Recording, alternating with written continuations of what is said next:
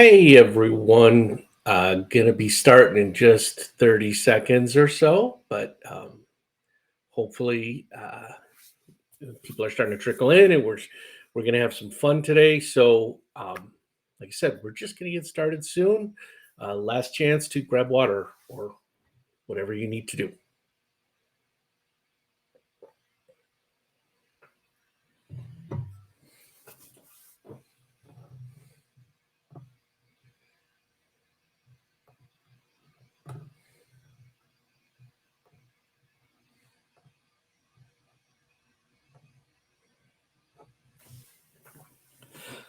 All right, so good morning, everyone. At least it's morning where I am. So happy to be here. Hoping to have a little fun today. Um, really, kind of three goals for today. Is one is to have a little fun and kind of talk about some things, and there'll be a good amount of snark and humor hopefully in all of this. Um, Second thing is, my goal is to not have my blood pressure go too high, because these are things that they're grievances. Um, so I'm going to try and keep it calm. Third thing is probably going to be the toughest goal is for me to go this entire session without dropping a swear word while talking about these things that I have a grievance about. So for those of you who don't know the origin of Festivus, it was a bit on Seinfeld when that show was on, where it was a special holiday where George's father made it up, and there were a couple different elements to it, but one of it was the airing of grievances. In fact, in the show, he's when he introduces that, he goes, "I got a lot of problems with you people, and I don't have problems with you per se, but I got a lot of problems with what things are going on." So my list was really long when I made it initially, so I tried to narrow it down. I don't know if we'll get through the whole list, but I've got a couple good ones, and I'd love to hear your thoughts in the chat. Share with me your grievances. What are the things in this past year that just drove you nuts? Not about individuals, but maybe about companies, organizations, or whatever was going on there. So let's start with the first one, the inappropriate use of LinkedIn. And I really saw this in two ways. And I started using LinkedIn a lot more this year. I'd used it a little bit in the past, but I've been really heavy on it. I'm on it every day doing those type of things. But there's two things that I've seen that are inappropriate that drive me nuts. The first is um, guys saying inappropriate things to women. And I say guys to women because that's where you see it most. I'm sure there are some women saying some inappropriate things. I just don't see it. But, where there's a woman out there who she puts an incredibly thoughtful, professional, profound post, and the response from some guy is, "You're beautiful," with some hearty flower emojis. And all I could think, well, my first thought is I want to apologize to this woman and say, we're not all creeps. I want to apologize for my gender type of thing. Um, and from talking with women, they're kind of like, yeah, they just get used to it. They kind of ignore it. But dudes, what are you thinking? You think this woman is going to go, oh, well, he thinks I'm beautiful and he put a heart emoji. Sure, maybe I'm married, but yeah, let me give him a call. I mean, what is the point? What is the purpose of that? It just does nothing. So guys, just stop it. Okay. The second thing is scams. Um, on there. And I haven't fallen victim to a scam per se, but I see them out there. Now, like I said, I'm on there more often. I'm getting a little more impressions and views and things, and I'll get these messages. Hey, would you connect with me? I've looked at your resume, and I really want to get to know you as a friend, which in itself isn't bad. But then you look and you're like, wait, this is, a 22-year-old CEO of a cosmetics company in Japan. And then their first response to you is that, hey, when they come to my part of the country, they want to meet for dinner so we can be friends. And I'm like, that just doesn't sound right. I mean, first of all, as a professional, I'm like, I don't just randomly meet people for dinner. I have met people from LinkedIn, but that's after we've gotten to know each other for a while and there's a connection and there's all kinds of things. That's not the first thing you do. Hey, let's go meet for dinner. And second thing, as a father, I'm going, you you don't just go meet random men in different parts of the world. That's not safe. What are you doing? But eventually those things, those scammers start to go, oh, can you send me your WhatsApp connection or your email or your personal phone? And I don't know where it's going from there. I haven't quite figured it out, but it's quite clear it's a scam and they're trying to get something out of it. So um, I don't get it. It's like, and it's frustrating to have to ignore and block and those things, which is another reason that I have some pity for those women and empathy for those women who have to do it so much. It's like, it's just annoying. Just stop it. So my first grievance, my first airing of grievance is let's start using LinkedIn the right way. It's such a great tool. It can be so fun professionally. We can have fun with it and we can do all that, but we just need to start to use it appropriately. So my second grievance here is what I call short-term itis. And this isn't new.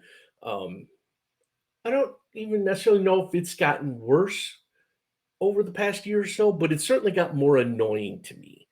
Um, and I'll explain why. So short-termitis to me is when someone or the organization usually says something, we've noticed this is an issue and we're going to commit to it and we're going to end this. And we all know it's a big issue and it doesn't get solved overnight, yet it seems to fade from their consciousness pretty quickly. The best example comes from, um, a few years back when we were having the George Floyd protests.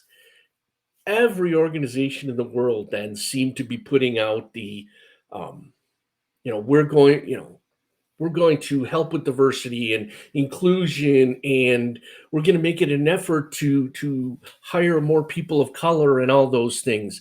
And they put up these great statements, and sometimes entire cities of business leaders did this, or states, or industries, and then kind of went nowhere. Um, and a little story I remember talking to one learning professional who their CEO had been very, very vocal about it. They were one of those who signed those big letters and did this. And I talked with her about 6 months later and I said, hey, so what's been going with that? She's like, nothing. She goes, it's clear that they have no interest in really doing it. And then this week I saw something in the Wall Street Journal um, where essentially there's become a drop in promotions for Black people and people in all the non-white categories, non-male categories. Um, in other words, so George Floyd, we kind of hit this nice upspring where things were starting to make a little difference. They were starting to do some things, but it's just going back to what it was before. Why? What's I understand that you feel you have to put something out there, but it's such a waste of everyone's time, your time per se. And even worse, besides wasting time, which is a pretty big thing, it damages trust. Now, the next time any CEO or any company says something, everybody's going to be like, yeah, right. Yeah, right. Sure, that's going to happen. And it's not, right? So companies have this thing and they do it all the time. And I've seen it in learning and development forever, right? Oh, we're dedicated to learning and we want this. And this is a huge initiative and this and that. And then you go, okay, so we'll do the class. And then afterwards, we have to do these things to follow up. And they're like, yeah, no, we just really want to do the class. Can we just make that a webinar? Can that just be a Zoom? Right? And you're like, no, change comes from so many different things. You can't just go, we're going to do a one time thing and everything's going to be better. So knock it off. Knock it off, leaders with the short termitis.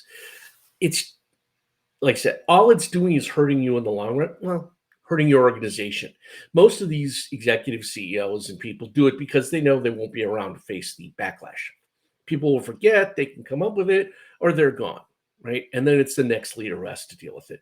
And then the next leader eventually says, no, I'm serious. I know things haven't been done.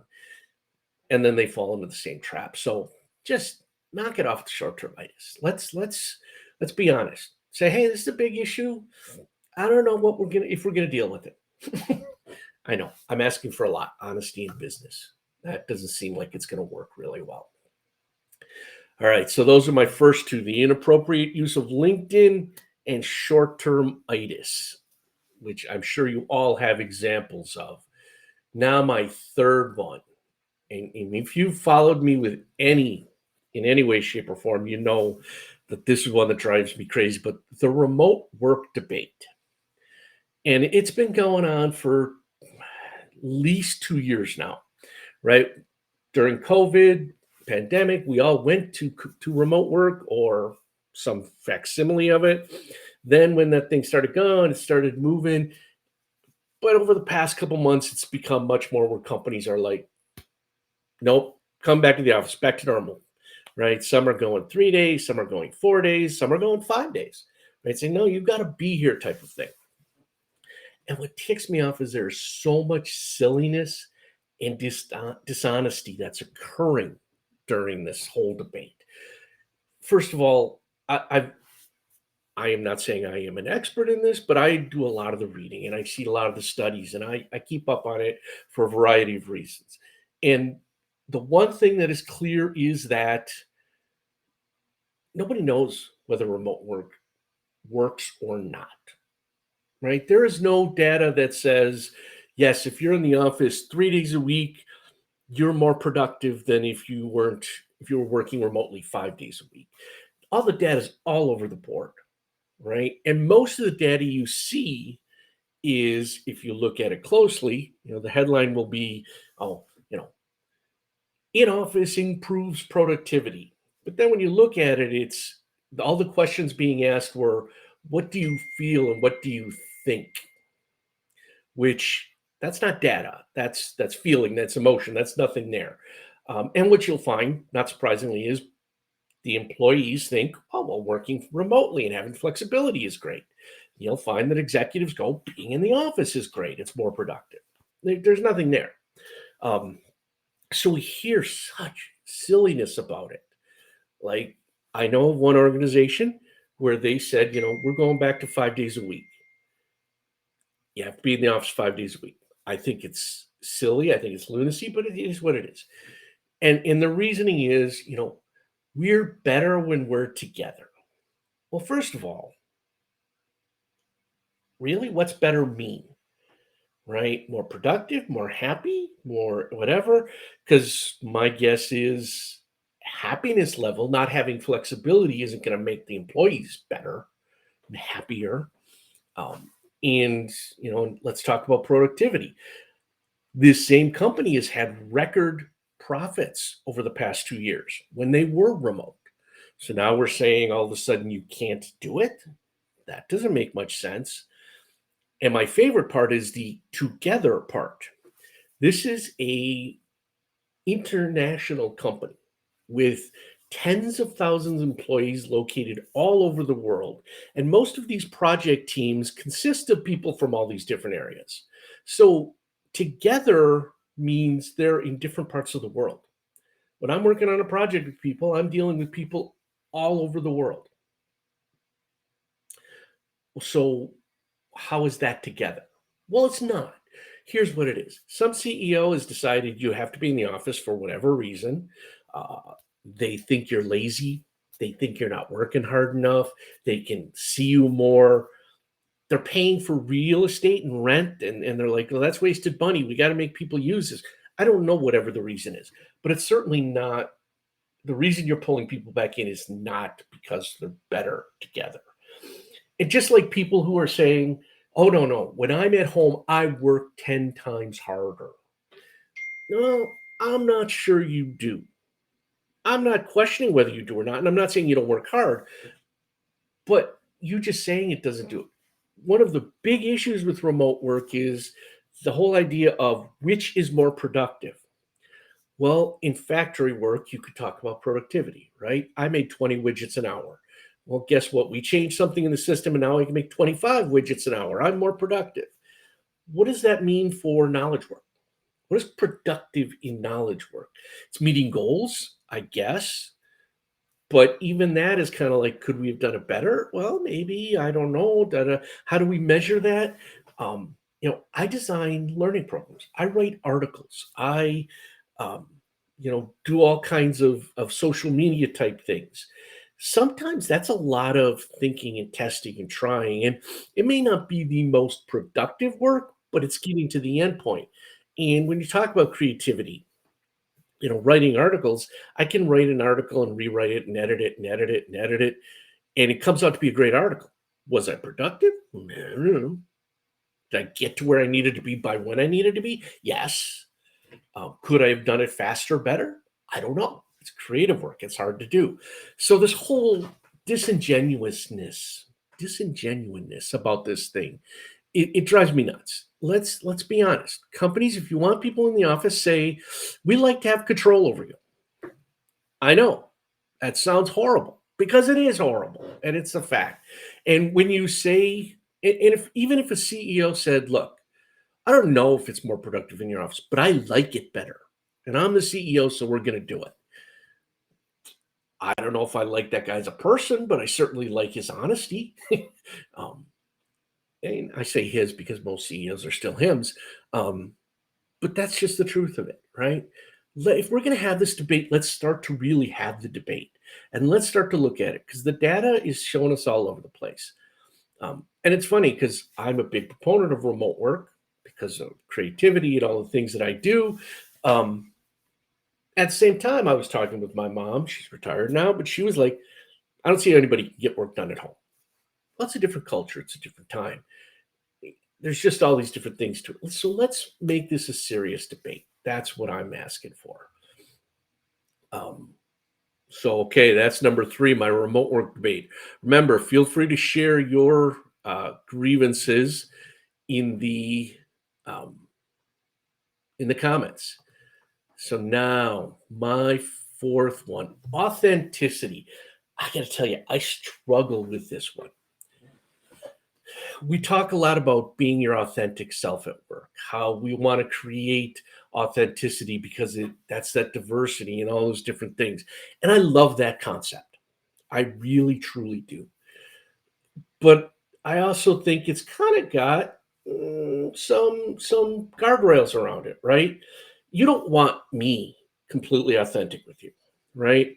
As you could probably tell from this airing of grievances, I'm the guy who, when you say something in a meeting that's completely useless, is going to go, "That's useless. Why are you saying that?" Right?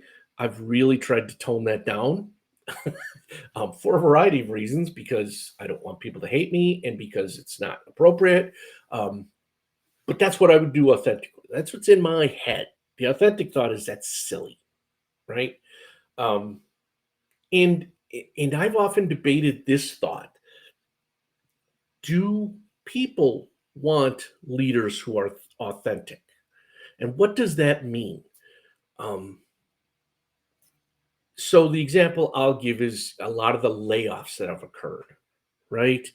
Now, I need to create this framework around it. When a company needs to do layoffs because it's the difference between being able to make payroll and you know making millions, $2 million instead of $10 million, those are different things, right? So when I look at a company like Disney or Google who does these mass layoffs, they're not doing it because that company's going to go out of business if they don't do it. They're doing it because instead of $1 billion in profits, they can make $5 billion in profits. Well, I'm sorry, I'm not going to have a lot of empathy for you at that point, right? Um, because I don't care. If you shouldn't be hurting these people because mistakes you made simply because you want to make bigger profits. I understand that's capitalism and that's their goal and that's their job, but it's not right, right? It's just not right. Particularly when it's something like even the Google CEO said, "Look, we overhired. That's my fault, completely my fault." Well, then you should suffer, not all these other people, right? So, but would you like a CEO who actually stood up and said, "You know what? Last year, let's say I'm Bob Iger and I've got my Disney numbers over here. Bob Iger goes, last year we made $9 billion in profits. And the simple fact of the matter is, I get paid and I keep my job based on increasing those profits. And one of the ways that I can increase profits is have fewer people work here. Wall Street will like it, other people will like it, I'll save some money, and that helps me and the other executives. So that's my job. That's what I get paid to do. That's what I get incentivized to do. So I'm going to do it. I can guarantee you he would get pillared in the press. He'd get hung in effigy. There would be this whole thing. But that's what they're all doing. They're just not saying it, right? So, how much authenticity do we truly want? That's what we need to think about. Okay. Um, the other example is, and I've said this before. I despise companies that say we're a family. No, you're not a family. You may have some attributes similar to a family, but even that's probably not. And I'll tell you very honestly, CEOs will tell you, executives will tell you, one of their biggest expenses in a company, if not the biggest, but definitely one of the biggest, is compensation, right? They work hard, they strive to keep compensation down because it's an expense that hurts them. They don't want to pay any more than they have to for that, right? Well, and that's what leads to layoffs a lot of times, letting people go. We got to do this compensation type thing. They go, we'll only make 9 billion in profits this year, so we're gonna have to let some people go because salaries is a huge expense. And if I need to save money, that's an easy place to do it. Right? No family does that, right? Imagine any father, any mother, right? Going into sitting the family down and going, look, last year was a good year. We were able to pay a lot of our bills, and we paid all our bills. We're not behind on anything. We were able to take a little bit of a vacation, take care of our car, and even put a little money aside for retirement and savings, but really not as much as we like. So I'm sorry, little 4-year-old Timmy, I'm going to have to let you go. I know this hurts me too to have to do this. Never say that when you let someone go. But Timmy, we've got to let you go simply because you know I I, I want to have more money in the bank next time. I'm worried about my retirement, so I'm going to let you go. And by the way, 6-year-old Susie, uh, we're keeping you. You should be happy. We're keeping you, but realize you're going to have to work harder because Timmy's chores aren't getting done now. Right? You're going to have to pick up the slack on that, and I'm not giving you any bigger allowance for that. Because again, I have to cut costs. So I appreciate this. And Timmy, we're going to help you out. We're going to put you out there. And if anybody calls, we're going to give you a good reference. And hold on. Oh, Timmy, legal just told me we can't give you a reference because that will, put us in some legal jeopardy. So if anybody calls us about you, we're simply going to give you a name and birthday. And we can't even mention any of your medical issues because, HIPAA concerns. So Timmy, you're really on your own with that. Good luck. Right? That doesn't happen. That does not happen. So family stuff, that whole I'm a family. So you want to know what authenticity is? Authenticity is saying the truth. Look, my job and where I get incentivized and where I make more money is by doing this. And I know sometimes that means I have to make bad decisions that you don't like. I don't like them either, but you know what? That's what I get paid to do. That's authenticity. So, I'm interested. How authentic do you want leaders to be? Do you want them to tell you the truth? Or are we okay with this kind of, hey, I know the truth and you have to say these certain words, blah, blah, blah. So let's go to my fifth one. Let's go to, timeline is good. My fifth grievance for you people during the Festivus celebration is communication specialists. And I'm sorry to call broad, paint with a broad brush there. But I've seen that these communication specialists, I'm specifically talking about the ones who kind of deal with crisis control and messaging to try and soften the blow. You know, it's I know the good intent behind it, right? Let's look at the positive. Let's stress that. Let's not do this. But it's become so transparent and so bad and boring, right? I mean, the classic example is the non-apology apology. Um, where someone says something completely insane, get ripped on in the press, and then come back and go, I'm sorry if I offended anyone. And we all go, don't be sorry you offended me. Be sorry you said it. Be sorry you thought it, right? The fact that you thought that was a good idea. That's what we're offended by. Not that you said it, the fact that you thought it, right? There was the one CEO, and I'm drawing a blank on his name right now, who said, hey, we need higher inflation. We need 40, 50% inflation because workers need to know that we're in control and they need to suffer a little. Now, I believe, this is my personal belief, I have no proof in this, that that's really what he thinks. That was an honest moment. But then it came back, where someone he got, attacked in the press, and now some communication specialist said, all right, we got to fix this. So we're going to say, I apologize if that offended anyone. And we're going to say things like, I didn't mean that. I was speaking off the cuff. These are difficult times. And coming up with all these different euphemisms. Stop it. We all know that they're euphemisms. We all go, ugh. It doesn't help you. Yes. Does it blunt some of the criticism? Probably. Right. I gave the example about the company, ending the remote work policy, saying we're better together. That's a euphemism for I want you here, right? Maybe you do think we do it, but like I said, they're all over the world. They're not together.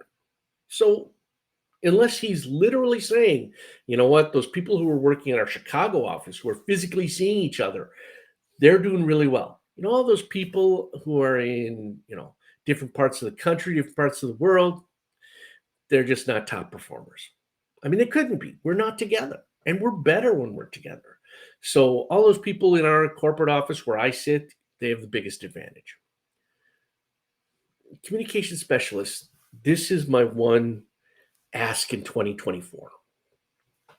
When a leader has to say something or you're helping them message it, if your first thought is, how do we say this so we don't get in trouble? Stop the conversation right there. Right? Your thing should be, how do we say this truthfully and honestly? I know, truth, honesty. Brian, you're in the business world. What are you thinking? It's reality. That's what we need. We need some truth. We need some honesty. We need some all those things, right? Those are the leaders I want to work for, right? I've had leaders, excuse me, say things that I hated them saying, but I knew it was true and I knew it had to be done. All right. And that's where you want to work as a team. You want to be considered honest. You want to be considered, so that the employees and the executives aren't fighting each other. Then start being honest with each other. Don't start, spinning the message in the proper way. That's an insult to me. Right. So just knock it off. So communication specialists, I'm sorry to kind of attack you, but you've gotten into this position where you need to be better. And you need to be more honest with those CEOs. Say, hey, I could give you this to say, but you should know everyone listening is going, bull.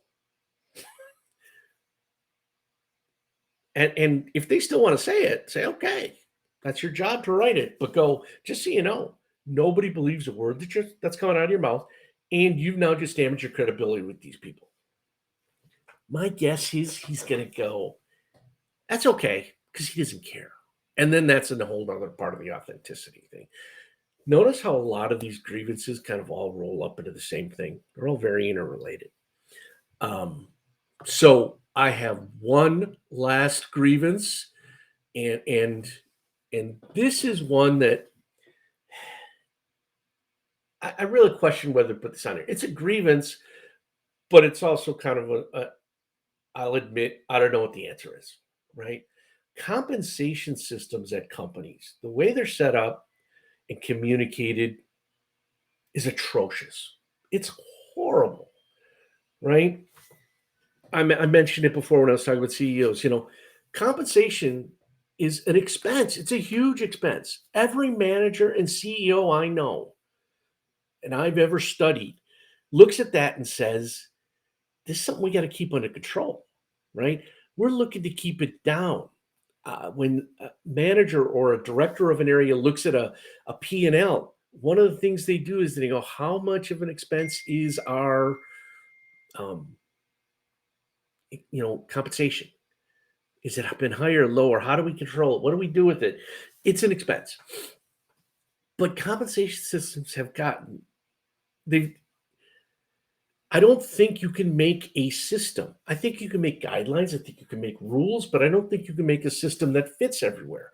Because then you start doing things like pay grades and bands, right? Which, you know, I guess is trying to create some structure, trying to create some fairness and some transparency. But I will also tell you that every manager in the world looks at a pay band and figures out a way to get around it, right? Which, if I'm determined to pay person X more than person Y for whatever reason, right? Whether that be, um, you know, racism, sexism, whatever it is, I'm going to find a way, right? In your compensation system isn't going to do it. What your compensation system does do is give me an out to for certain things. Oh, why am I paid less than so and so when we're doing the same job? Well, he's a grade 19 and you're a grade 17. I don't quite think that's, you know, what's that got to do with? Well, grade 17, I know. Again, I don't have an answer, but they're always confusing. They're limiting. They do different things and they never are updated fast enough, right? And we talk about, it was harder to hire people. So you had to hire people at a starting wage in 2021. It was higher, but it never fit the system. So then it was like, okay, well, how do we get around the system? And then we had people getting job titles just because of the pay grade and pay band that they had no business having. They weren't doing half the skills that were part of it. So then the job description became useless and it became this whole thing, you know, and they always get twisted to the organizational needs, right? One of my favorite stories, and I tell it all the time, was used to belong to a company many, many, many years ago, where they would do these yearly employee meetings, right? And they were part communication and part rah rah type thing. Um, and they would always, the rah rah part was always, you guys are great. We had a good year. This company's going. It's been around for X years and it's going to keep going. And you guys are the best. And we only hire the best. And we're so happy you're here. Yada, yada, yada. And then they would get to the part where they would talk about compensation because it has to be a yearly discussion. And they would say, and we've done a study and says, we're paying in the median. So we're not going to make any major changes to the system. And every employee goes, so I'm the best because you only hire the best. You only keep the best, but you pay me the average. And then they wonder why employees walk out of these meetings not motivated because you've just told them they're underpaid. You've just admitted we work hard to underpay you and we're okay with it. Now, they don't think they're underpaid. Every one of those executives who says that stuff says, man, we're not overpaying them. We're not underpaying them. We're not any of I'd like to pay them less. Right? That's my goal. Whether they're getting paid what they're worth or what they're not, I don't care. I just like to pay them less. So systems need to be fixed. And again, I'm not the answer to that, but it's just one of my grievances because I hear it all the time and I've dealt with it a lot. And it's just like, and you do lose people over it. I would say I argue that money isn't the main factor. Many studies back that up and show that. Because if an employee's happy, they're not going to leave somewhere for a 3 or 4% raise. If someone's unhappy, they'll leave someone for less money, right? And tell you it's because of the opportunity type thing. But that is my grievance list for the day. So hopefully you had a little fun listening to it. Um, Again, share any of your grievances with me. I'd love to hear it. Send me a DM. Um, and uh, just try and have fun. And I hope everyone, regardless of what you celebrate, if anything, over the next couple weeks, that you have a great several weeks. I won't be back on any lives until the new year. Um, but have a great holiday. Enjoy the new year. I hope you get to rest and recharge and do all the things you need to do with your family to be prepared for a fun 2024. So with that, I will say goodbye, and I hope you have a great rest of your day.